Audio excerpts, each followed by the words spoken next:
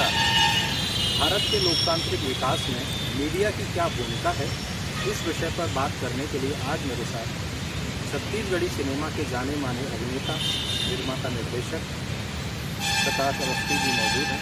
प्रकाश जी, बहुत बहुत स्वागत है आपका। बहुत धन्यवाद। आपने एक लंबा अरसा सिनेमा में रुपैले पर्दे पर गुजारा है। आपने कई फिल्मों का निर्माण किया है। कई फिल्मों में आपने एक्टर के तौर पर भी अपनी भूमिका निभाई।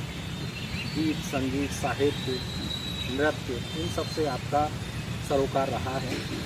एक आम नागरिक के तौर पर भी आप मीडिया से रूबरू होते हैं। जब आपकी फिल्में आती हैं तब आप प्रेस कॉन्फ्रेंस करते हैं जी, उनके बारे में बताते हैं। तो ऐसी स्थिति में जब आप लगातार मीडिया और पत्रकारिता से संबंध या उनके अखबार में भी जब आपकी आलोचना या समीक्षा किसी फिल्म को लेकर के छपती है, तो उसका कहीं ना कहीं मनोवैज्ञानिक या प्रभाव आप पे पड़ता भी होगा। बिल्कुल। तो मीडिया की जो स्थिति है भारत के लोकतांत्रिक विकास में, उसे आप कैसे देखते हैं? देखिए, मीडिया को चौथा स्तंभ कहा गया है और लोकतंत्र में इस चौथे स्तंभ का बड़ा महत्वपूर्ण योगदान है। और पहले तो हम मीडिया का मतलब अखबार समझते थे, लेकिन अब क्योंकि जब से डिजिटल माध्यम आया है, टेलीविज़न और बाकी सब चीज़ों के मोबाइल के माध्यम से ये बहुत विस्तृत रूप ले चुका है। और विस्तृत रूप लेने के अलावा इसमें बहुत सारे नए लोग जुड़े। पहले तो इसका बाकायदा कोर्स होता था, आज भी कोर्स होता है, लोग पढ़ाई करके जुड़ते हैं। आज मैं देखता हूँ कि मीडिया में बहुत सारे ऐसे लोग भी जुड़ रहे हैं जिन्होंने इस चीज़ का कोई कोर्स नहीं किया है। वो कैसे करना है या अपनी भूमिका कैसे निभानी है, अपने कर्तव्यों को कैसे निभाना है, ये भी नहीं समझ पाते। लेकिन ठीक है, ये हर फील्ड में है। मैं किसी एक फील्ड या मीडिया की बात नहीं करूँगा। निश्चित तौर पे मैं फिल्म कलाकार हूँ और प्रोड्यूसर भी हूँ, डायरेक्टर भी हूँ। करने की बात है तो मीडिया की हमें हमेशा हर पग पे, हर कदम पे हमें ज़रूरत पड़ती है। हम अगर कोई फिल्म बनाते हैं तो मीडिया के माध्यम से ही हम प्रेस कॉन्फ्रेंस करते हैं, लोगों तक जाते हैं। लोगों तक पहले अखबारों से हमारी बातें जाती थी लोगों तक। अखबार का एक पूरा पेज होता था जहाँ पे हमारी फिल्मों का एडवर्टिजमेंट छपा होता था। अखबार में हमको प्रमुखता से हेडलाइन दिया जाता है तो बड़ी खुशी होती थी। अब न्यूज़ में हम आते हैं तो एक अलग लोगों तक लोग अवेयर हो जाते हैं कि फला फिल्म आने वाली है, इस एक्टर ने काम किया है। इससे कहीं ना कहीं हमारे फिल्मों के बिजनेस में बड़ा प्लस पॉइंट होता है। और अब तो बहुत ज़्यादा विस्तृत हो गया मोबाइल के आने से। मुझे लगता है कि सैकड़ों हज़ारों के तादाद में जो छोटे छोटे चैनल्स बन करके आ गए हैं और उन सब में स्प्रेड होता है। तो मतलब आज हमने कोई न्यूज़ डाला और मुझे लगता है कि 2 दिन के अंदर पूरा छत्तीसगढ़ जान जाता है कि ये फला फिल्म आ रही है या इसमें ये न्यूज़ है और इसमें ये खास बात है। लेकिन मैं देख रहा हूँ कि पिछले कई अरसों से निगेटिव समाचारों को बहुत ज़्यादा तवज्जो दी जाती है। निगेटिव हेडलाइंस को बहुत तवज्जो दी जाती है। और इस विषय में मैंने गहन चर्चा किया है, गहन अध्ययन किया, गहन सोचा है। तो मुझे बताया गया कि लोगों को निगेटिव पढ़ने में बड़ा मज़ा आता है। लोग निगेटिव ही पढ़ना चाहते हैं, निगेटिव ही देखना चाहते हैं। इस बात का मुझे थोड़ा कोफ है कि निगेटिव ही क्यों, पॉजिटिव क्यों नहीं। आपको याद होगा कि पहले फिल्मों में बड़ा, हालांकि बहुत सारे अफेयर्स, हीरो हीरोइन के अफेयर्स आते थे, बड़ा उनके बारे में कंट्रोवर्सी छपता था। कई सारी चीज़ें सही तो होती थी, लेकिन बहुत सारी लफासी भी होती थी, बहुत सारी चीज़ें बेबुनियाद होती थी और उस चीज़ को बड़ा तवज्जो दिया जाता था। मुझे याद है कि मैं जब शुरुआती दौर में फिल्मों में आया तो मेरे बारे में भी कुछ अजीब सा कुछ चीज़ छापने की कोशिश की गई। कुछ आज से 10-15 साल पहले मैंने उन पत्रकारों से कहा कि भाई आप ऐसा क्यों छाप रहे हैं, मतलब कुछ भी उल्टा सीधा छाप रहे हैं। तो बोले कि आप छप तो रहे हैं। मैं बोला छप तो रहे हैं मतलब क्या? तो बोले आप छप रहे हैं मतलब आप निगेटिव होंगे या पॉजिटिव होंगे, लेकिन छप रहे हैं ना तो लोगों की नज़रों में। बोला भाई मुझे निगेटिविटी से लोगों की नज़रों में आऊँ, मुझे ये ज़रूरत नहीं। तो मैंने उनसे प्रार्थना किया था कि भाई मुझे आप निगेटिव तरीके से पेश ना करें और मेरा जो वास्तविक चीज़ है वो आप सामने लाएं तो मुझे खुशी होगी।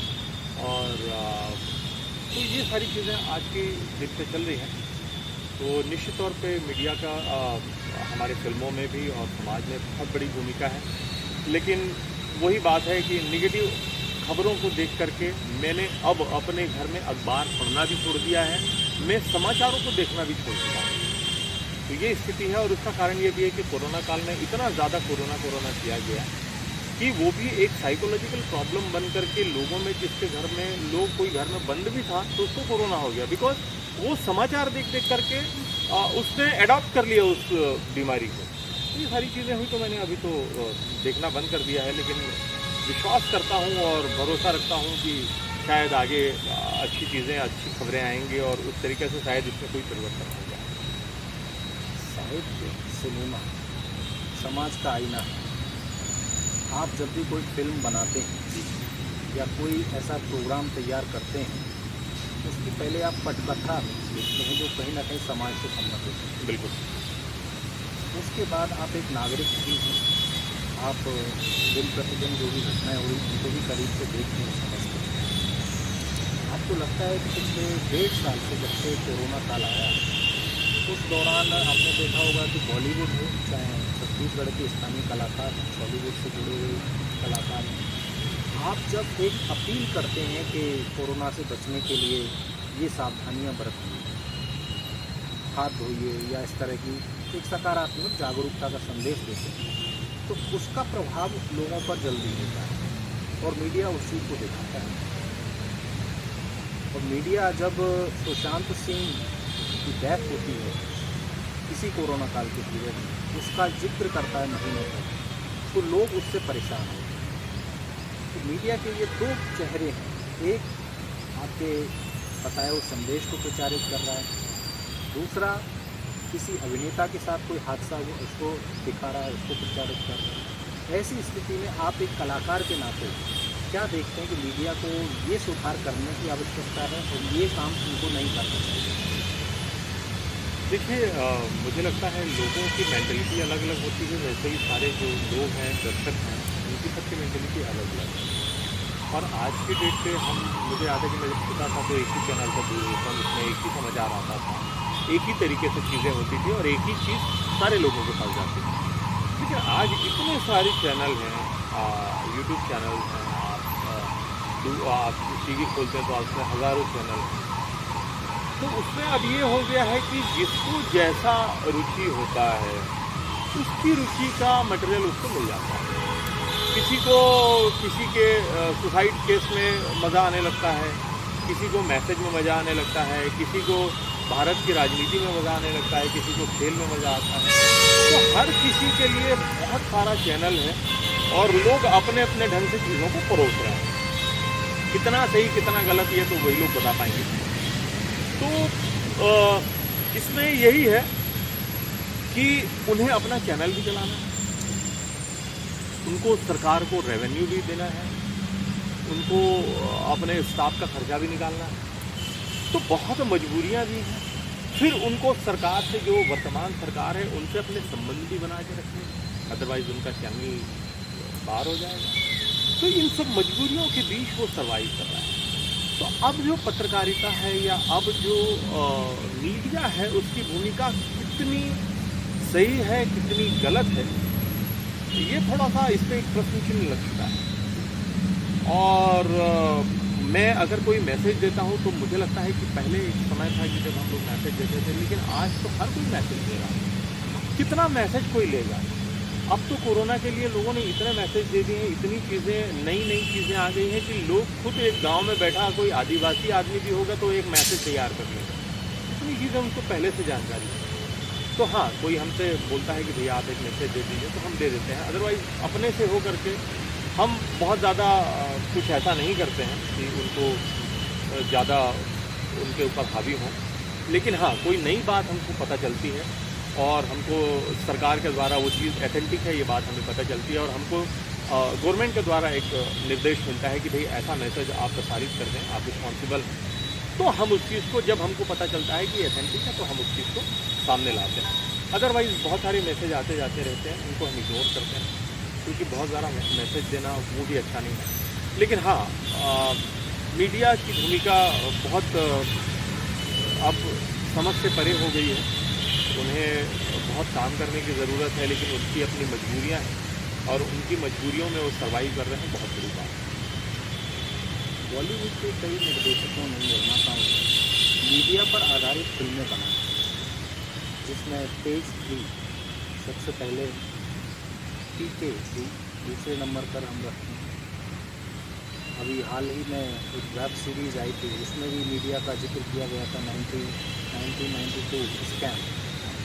उस स्कैम में एक पत्रकार ने एक्सपोज करने में जो भूमिका निभाई थी, उसकी पूरी कहानी। उसी तरह से और भी कई फिल्में बनी हैं, पीपली लाइफ, जिसमें मीडिया का भोंडापन प्रदर्शित किया गया है।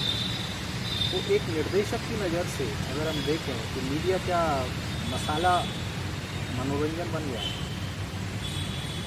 देखिए, आप बात कर रहे हैं फिल्म बनाने की, तो फिल्म के लिए एक निर्देशक को कहानी की ज़रूरत होती है। एक नया कहानी सोचता है, नया कहानी देखता है, क्योंकि दर्शक भी चाहते हैं कि उनको नया नया मनोरंजन मिले, नए तरीके से चीज़ों की जानकारी मिले, और समाज में जो कुरीतियाँ फैली हुई हैं उसको वो निर्देशक किस तरीके से बड़े हंसी मजाक के माध्यम से या संजीदा तरीके से अलग अलग उसके जो फ्लेवर होते हैं उसको परोसने की कोशिश करता है। तो उसी दरमियान बहुत सारी मीडिया भी फिल्में बनी हैं। तो ऐसा नहीं है कि मीडिया कोई मसाला है या कोई ऐसी चीज़ है, लेकिन ये उस निर्देशक का अपना एक व्यू है, दृष्टिकोण है और एक कहानी है। उसने कहानी बनाकर के चीज़ों को ला दी।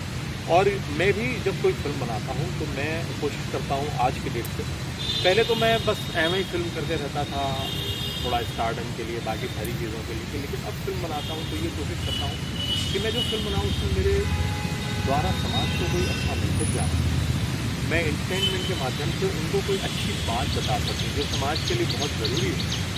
कोई ऐसी कुरीति है, कोई ऐसी कमज़ोरी है जो लोग समझ नहीं पा रहे हैं, तो उसको मैं फिल्म के माध्यम से लोगों तक लाऊँ।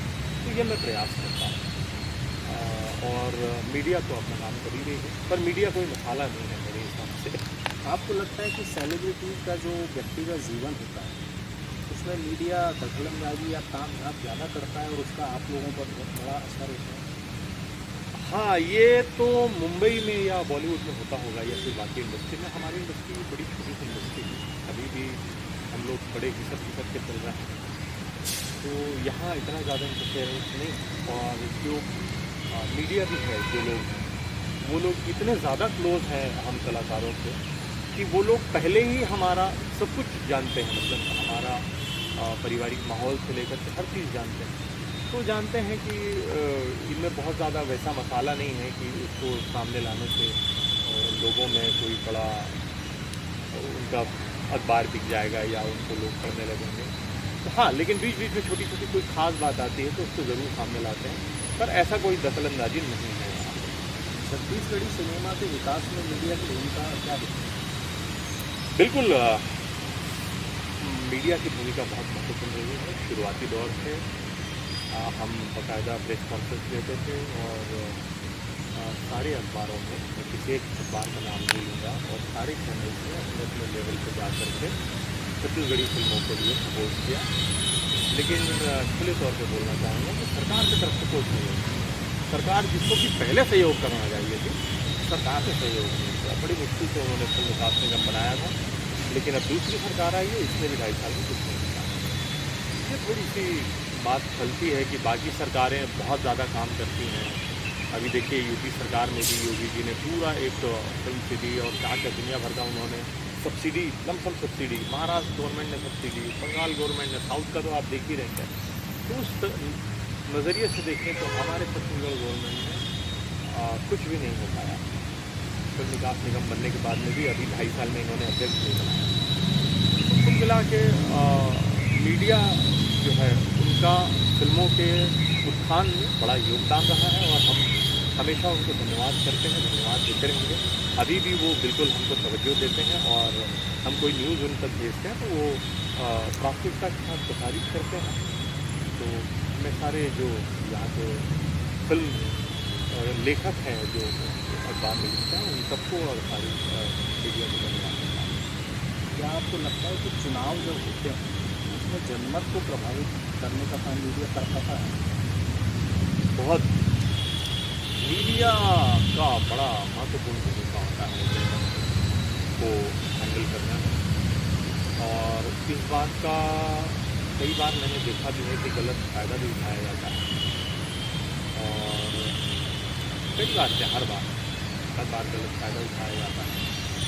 और कुल मिला के लोगों ने जिस तरीके से पैसे को तवज्जो देना शुरू कर दिया है पूरे संसार में हर कोई, जब मेरा ये मानना है कि अगर मैं आज एक एक्टर हूँ, एक हीरो हूँ, अगर मुझे स्टार का एक दर्जा दिया गया है तो ये मेरे कर्म तो है, लेकिन इसमें ईश्वर की बहुत बड़ी कृपा है। ईश्वर की कृपा के बगैर कोई इंसान कोई मुकाम पर नहीं पा सकता। और उस ईश्वर की कृपा में लोग अंधे होकर केवल पैसों के लिए अगर काम करते हैं तो निश्चित तौर पे उन्हें उन कर्मों का भोग भोगना पड़ता है। मुझे लगता है कि किसी इंसान को अगर कोई पद मिलता है, कोई जगह मिलता है, तो वो अपने कर्तव्यों का निर्वहन बहुत ढंग से करेगा। नहीं करेगा तो उसे भले ठीक है, इस जीवन में समझ में नहीं आएगा, लेकिन मृत्यु के पश्चात और बाद में उसको इस चीज़ का अनुभव ज़रूर होगा, और उसकी गति जो है या उसको अधोगति में जाना पड़ेगा। इस बात को ध्यान रखते हुए लोगों को काम करना चाहिए, और केवल इसलिए लोगों को या मीडिया को या बाकी चीज़ों को काम नहीं करना चाहिए कि केवल पैसे के लिए काम ना हो।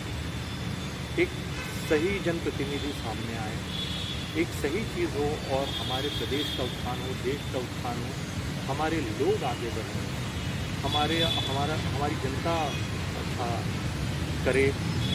ये केवल मीडिया को नहीं बोलूँगा, मैं सारे लोगों को बोलूँगा, चाहे जनप्रतिनिधि हो, नेता हो, चाहे कोई भी हो, वो अपनी भूमिका, अपने कर्तव्यों का निर्वहन सही ढंग से नहीं करता, पैसों में बिक जाता है, तो निश्चित तौर से बर्बाद कर रहा है देश को, प्रदेश को, और ऐसा हमेशा होते आया है।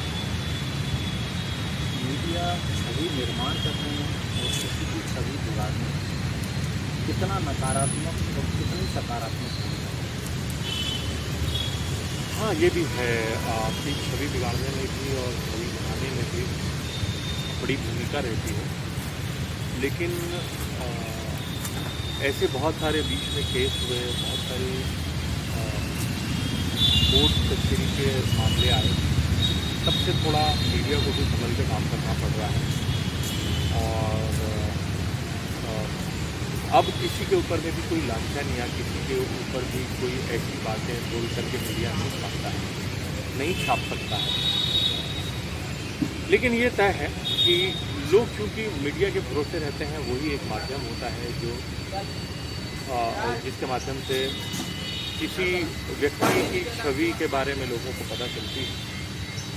तो मीडिया उसको बना बिगाड़ सकता है, लेकिन इससे उस मीडिया की भूमिका पर भी सवाल उठते हैं। अगर बाद में पता चलता है कि नहीं, व्यक्ति तो सही था, तो वो मीडिया का भी बाद में हस्त बुरा होता है। तो धीरे धीरे छट करके वो मीडिया सामने आता है जो वास्तव में सही खबरों को सामने लाता है और सही ढंग से अपनी जिम्मेदारियों का, कर्तव्यों का निर्वहन करता है, तो सामने आ जाता है। तो अब चीज़ें थोड़ी सी बदल रही हैं धीरे धीरे। बस ये वर्ष 2009-10 का दौर ऐसा था जब हिंदुस्तान के अंदर स्मार्टफोन लॉन्च हुए, इंटरनेट की स्पीड बढ़ी और फेसबुक, व्हाट्सएप, ट्विटर जैसी चीज़ों का आगमन यानी सोशल मीडिया का आगमन हुआ। उसी समय मुख्य धारा की जो प्रिंट और इलेक्ट्रॉनिक कहते हैं वो भी अपने पूरे शबाब पर। आपने 2011-12 के दौरान अन्ना हजारे का आंदोलन दिल्ली में देखा होगा, जन लोग अरविंद केजरीवाल, बाबा रामदेव का रामलीला मैदान पर आपने योगासन देखा। उसी दौरान महिलाओं से संबंधित कुछ ऐसे अपराध जिसमें निर्भया कांड बड़ा चर्चित रहा, और मीडिया ने जिस तरह से उन सारे इश्यूज़ को उठाया और पूरे देश में एक माहौल ऐसा बना। तो आप मानते हैं कि उस दौर के बाद और वर्तमान में जब फेसबुक, ट्विटर, ये चीज़ें, इंस्टाग्राम वगैरह सोशल मीडिया के टूल्स ज़्यादा प्रभावी हो गए और हर व्यक्ति की पहुंच में अपनी बात कहने का एक प्लेटफॉर्म पहुंच चुका है, तो ऐसे में मुख्य धारा की मीडिया क्या अपने जन सरोकार से भटक गई और जो सोशल मीडिया इसी को माध्यम मानना ज़्यादा बेहतर हो? देखिए, सोशल मीडिया को माध्यम मानना बेहतर होगा, इस बात पे तो थोड़ा-सा प्रश्न चिन्ह है, क्योंकि इस ये जब से सोशल मीडिया आई है, मतलब फेसबुक, व्हाट्सएप, ट्विटर, बाकी सारी चीज़ें, लोगों को तो घर बैठे अखबार लिखने का बड़ा एक सस्ता साधन मिल गया है। जो मन में आता है वो लिख देते हैं। तो मुझे लगता है कि ये बहुत ऑथेंटिक नहीं है। लेकिन ये है कि इससे जो बड़े अखबार हैं या बड़े चैनल्स हैं, उनको बहुत फ़र्क पड़ा है, और इनसे उनकी विश्वसनीयता पे भी और बाकी सारी चीज़ों पे भी, या पहले ये होता था कि वो जो कह देते थे वही बात थी, लेकिन अब चीज़ें अगर वो गलत कहते हैं तो तुरंत बाकी सारी चीज़ों में उस चीज़ को डिनाई कर दिया जाता है। तो ये सारी चीज़ों से उनके ऊपर भी थोड़ा अंकुश लगा हुआ है।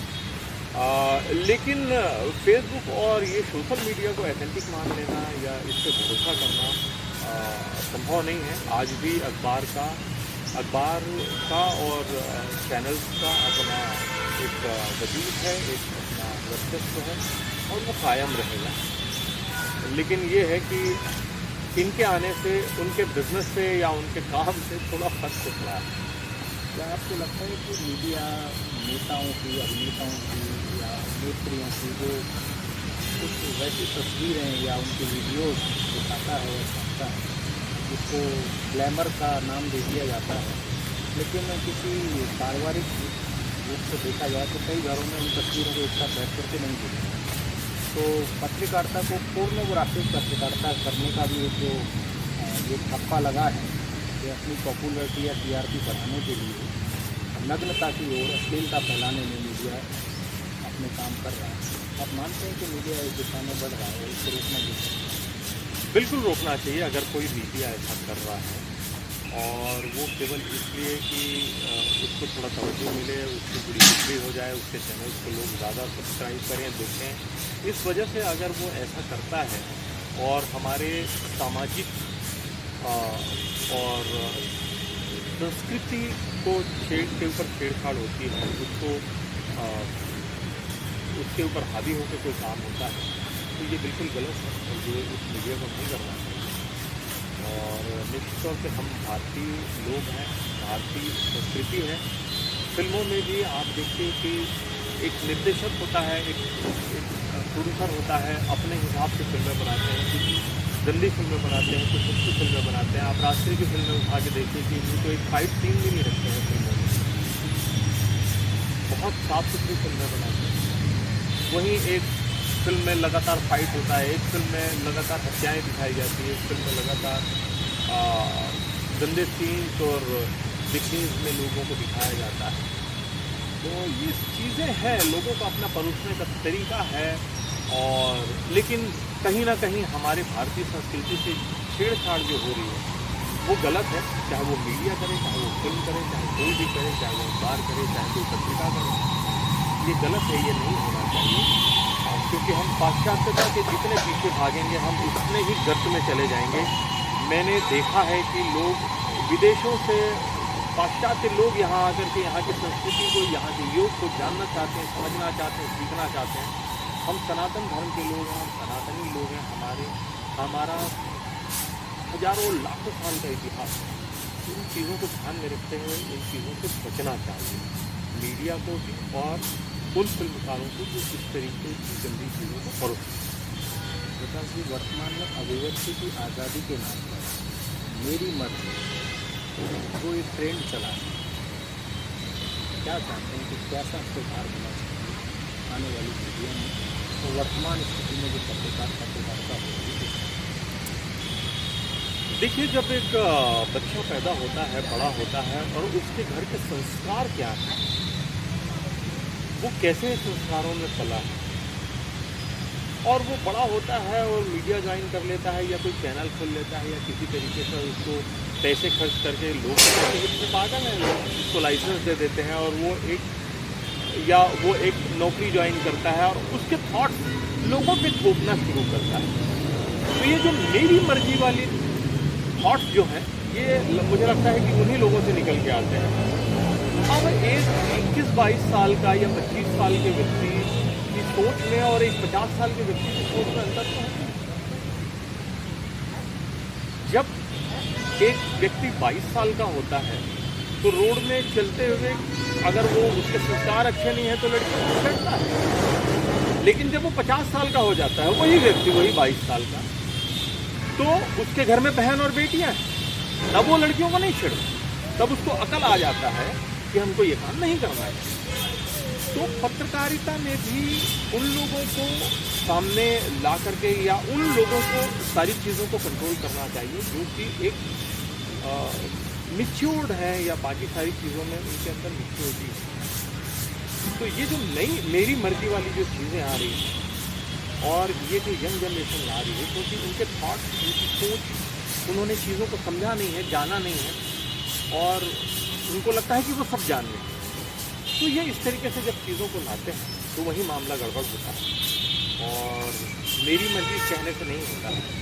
ये समाज है और समाज के हित में जो सबकी मर्जी होती है वो मर्जी होनी चाहिए। एक व्यक्ति की मर्जी से पूरा संसार नहीं चलता या पूरा समाज या पूरा देश या प्रदेश नहीं चलता।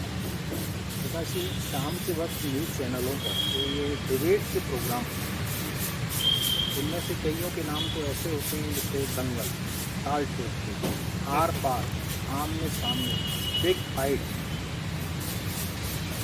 मार के ही मानूंगा। यानी कि ऐसा लगता है कि कोई युद्ध होने वाला है और दो भारतीय आपस में कुश्ती करने वाले हैं और वहाँ तत्काल परिणाम जो निकलेगा वो एक मैत्री बैठ के उसको सुनाने वाला है। तो ये जो डिबेट होती है टीवी चैनलों पर, दूसरा अखबारों में जो संपादकीय लिखी है, दोनों को आप कैसे देखें? देखिए, अखबारों में जो संपादकीय लिखी जाती है वो वहाँ के संपादक के द्वारा क्रिएट की जाती है और संपादक वो व्यक्ति होता है जो उस अखबार को लीड करता है। उसकी लेखनी में, उसकी लेखनी के धार में और उसकी सोच में एक बात होती है और जिसके अंदर वो कोई खास बात होती है उसके संपादकीय को लोग पढ़ते हैं, बाकी कोई नहीं। उसके हिसाब से उस अखबार का ग्रेड है उसका। आपने उससे एकदम अपोजिट चीज़ें पूछी है। ये जो टीवी पे डिबेट होता है, टेलीविज़न पे जो डिबेट होता है या चैनल पे जो डिबेट होता है वो टीआरपी के लिए होता है। लोगों के अंदर इतनी ज़्यादा निगेटिविटी है। आप देखिए, मैं आपको यहाँ पे बैठा हूँ, आपके साथ में इंटरव्यू कर रहा हूँ, अभी वहाँ पे झगड़ा हो जाए, 2-4 लोगों में गाली गलौज, माँ बहन चालू हो जाए, पूरा अट्रैक्शन उधर चला जाए। हमारा ध्यान वो सामने लोग हैं वो उधर भाग के चले जाएंगे, देखेंगे क्या हो रहा है। यही चीज़ है, लोगों के अंदर निगेटिव चीज़ों को, झगड़ा लड़ाई को देखने की बड़ी आदत हो गई है, बड़ा मज़ा आने लगा है। तो जब मज़ा आने लगा है इस बात को न्यूज़ चैनल वालों ने समझ लिया कि लोगों को इसमें मज़ा आता है। तो मज़ा आता है तो वो नाम भी वैसा रखते हैं और एक लड़ाई झगड़ा, मतलब वो तो चाहते हैं कि लोग एक दूसरे का कुर्ता फाड़ दें, मतलब हाथापाई हो जाए, मतलब मुंह कान तोड़ दें एक दूसरे का, वो चाहते हैं। और उन चाहने के पीछे कहीं ना कहीं लोगों की मेंटलिटी को उन्होंने पढ़ लिया है। और मैंने जैसे शुरुआत में बात की अखबारों में निगेटिव खबरों को आने की, आप देखिए कि अखबार में आया कि 16 साल की लड़की का फलाना ढिमाका, ये बलात्कार हुआ, ये हुआ, वो हुआ, लोग उस चीज़ को इंटरेस्ट से पढ़ते हैं। वहीं एक 16 साल की लड़की ने 12वीं में इतना % नंबर पा करके अपने परिवार, उस चीज़ को नहीं पढ़ेगा।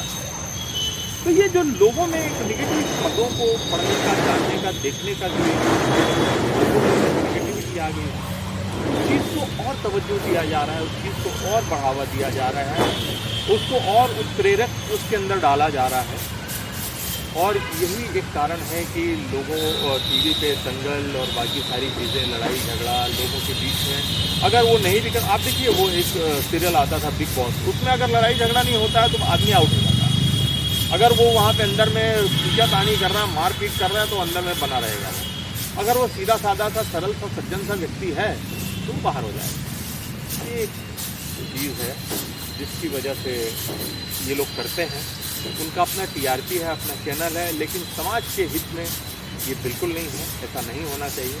लेकिन कर रहे हैं तो उनका अपना काम है और इस चीज़ को हम तो नहीं रोक सकते। सरकार को रोकना चाहिए, सरकार को समझना चाहिए और सरकार को इस दिशा में कोई बड़ा कठोर निर्णय लेना चाहिए। वर्तमान स्थिति में जो मीडिया की हालात उनको देख के आपको लगता है कि मीडिया लोगों को मुद्दों को समझने की शक्ति, उनके अंदर विचारशीलता पैदा करने की शक्ति, या एक तरह से किसी इशू के प्रति एक जन सरोकारी भावना जगाने का काम कर पा रहा है? मीडिया में अभी भी ऐसे लोग बैठे हुए हैं जो मीडिया की गंभीरता को समझते हैं। वो जानते हैं कि उनकी भूमिका क्या है, उनका कर्तव्य क्या है, और ऐसे लोग आज भी लोगों को जगाने का और निष्पक्ष पत्रकारिता करने की कोशिश कर रहे हैं। लेकिन उनके ऊपर भी चैनल के मालिक का, उस पत्रकार के मालिक का और बाकी सारी चीज़ों का इतना दबाव रहता है कि वो या तो पत्रकारिता छोड़ देते हैं, हट जाते हैं, या उस दबाव में काम करते हुए बड़े अपने आप को कमज़ोर, या कहना चाहिए दबा हुआ, कुचला हुआ महसूस करते रहते हैं, बड़ी मजबूरी में काम करते रहते हैं। आज भी ऐसे पत्रकार और ऐसे संपादक हैं, और बाकी लोग तो पद, प्रतिष्ठा और पैसे के लालच में काम करते हैं अपने साथ। तो मुझे लगता है कि ऐसे लोग आज भी समाज को जगा रहे हैं। वो बीच में घुस करके काम कर रहे हैं और अपनी भूमिका को 100% पूरी तरीके से निभा रहे हैं, और अच्छी बुरी चीज़ें दोनों चलती रहेंगी। लोगों को ये है कि लोग अपने अपने हिसाब से कंटेंट उठा लेते हैं, लोग अपने अपने हिसाब की चीज़ों को देख लेते हैं, समझ लेते हैं, लोग अपनी अपनी भूमिका निभा रहे हैं। मेरा आखिरी सवाल ये है कि भविष्य का लोकतंत्र स्वस्थ रहे, सुरक्षित रहे, इस दिशा में मीडिया में क्या बदलाव किए जाएंगे, इस पर आपके क्या सुझाव हैं? मुझे लगता है कि राजनीति का व्यवसायीकरण हो चुका है पूरी तरीके से। मीडिया के व्यवसायीकरण नहीं होना चाहिए। इसके लिए सरकार को भी ध्यान देना चाहिए। उन दिग्गज संपादकों को, पत्रकारों को जो आधार स्तंभ हैं इसके, उनको एक बड़ा अभियान चलाना चाहिए, ताकि इस चौथे स्तंभ को निष्पक्ष रख करके इसकी भूमिका को समझते हुए समाज के हित में, देश के हित में, प्रदेश के हित में इसको बहुत ठोस बनाना चाहिए।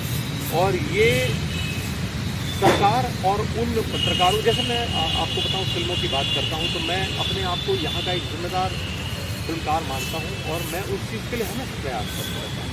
तो ऐसे ही प्रयास करते हुए आज नहीं तो कल वो सफल हो जाएंगे, और तब ये जो बाकी दिखाऊ मीडिया है वो हट जाएगी। सबको हटना पड़ेगा, मजबूरी में हटना पड़ेगा या दबाव में हटना पड़ेगा, ये इनको जाना पड़ेगा। तब जो मीडिया निकल के आएगी, तब जो मीडिया उभर के आएगी, और लोगों के पास जो मैसेज जाएगा वो बड़ा ऑथेंटिक होगा और वो बड़ा सॉलिड होगा।